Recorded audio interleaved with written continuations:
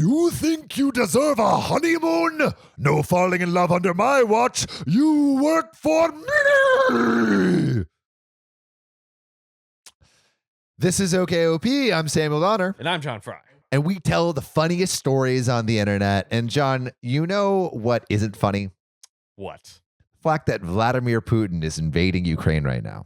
It's just not hilarious. Yeah, Vladdy Daddy, what are you doing? Vladdy Daddy, stop. Come home, Vladdy Daddy. Daddy, chill. This isn't like you, Daddy. Actually, it's very much like it.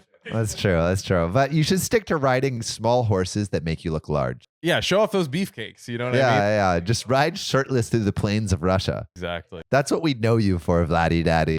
That's why you're daddy. But you won't be daddy for long if you keep this shit up. Unacceptable. Unacceptable, Vladdy Daddy. But anyway, if Vladdy Daddy is listening, I got a story for you. Ooh, hit him.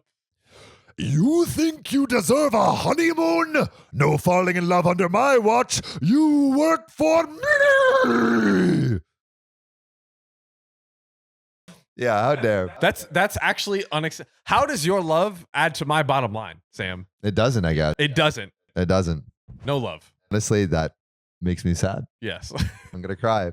John doesn't value my love. I had a manager who hated reading emails and would miss important issues/meetings because of it. I even suggested a text-to-speech to make it less unpleasant, but he told me off. He spent a lot of time playing golf with clients and was mostly inaccessible.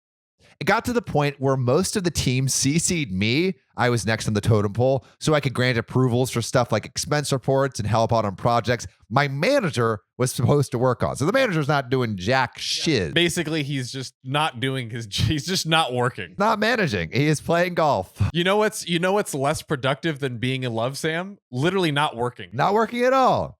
Come on, let love be. When I was getting married, congrats, OP. Hey. I requested 3 weeks off for my honeymoon. Everyone knew I was getting married.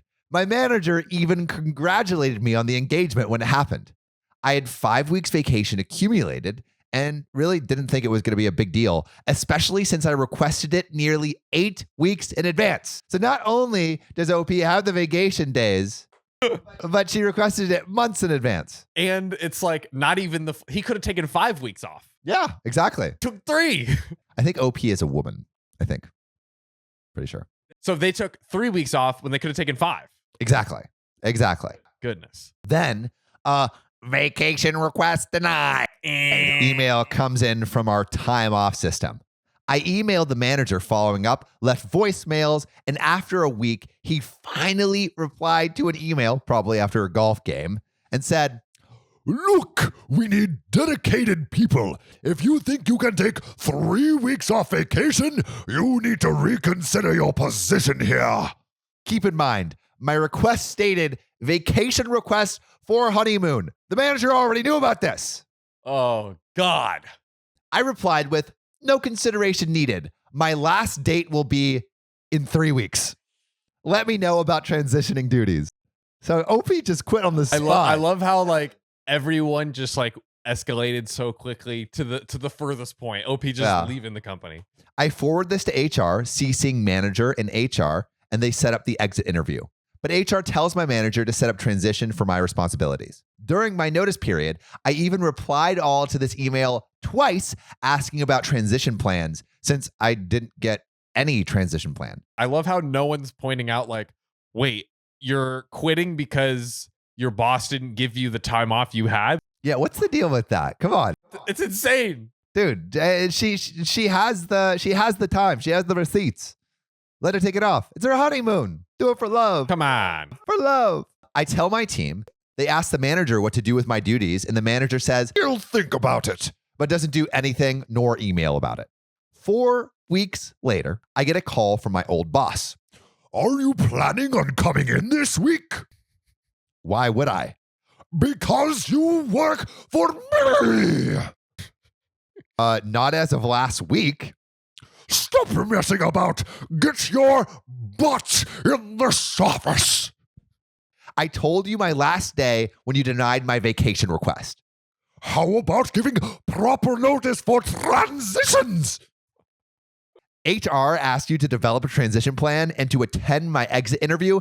It's not my fault you don't read any of your emails and are too busy playing golf. Boom. Boom. Also, I'm envisioning the manager as like a bear on steroids. Yeah, that's exactly what I'm envisioning too. Like the beefiest, strongest bear you can possibly with like a tie, like Yogi Bear. Click. I hang up and block his number, but screenshot the call log and sent it to the HR contact with an innocent, should I be worried? Old manager thinks I still work for him. Savage. Nice. All right, now here is the fallout. Uh-oh. Things went from bad to worse for my old manager. Apparently, I was doing most of his managerial duties, basically doing his job. Mm-hmm. So he actually had to try and get stuff done himself. Oh my gosh. Doing your own job. What a concept. The tyranny. He also got into some legal issues. You know those client golf outings? He played golf, but not with his clients.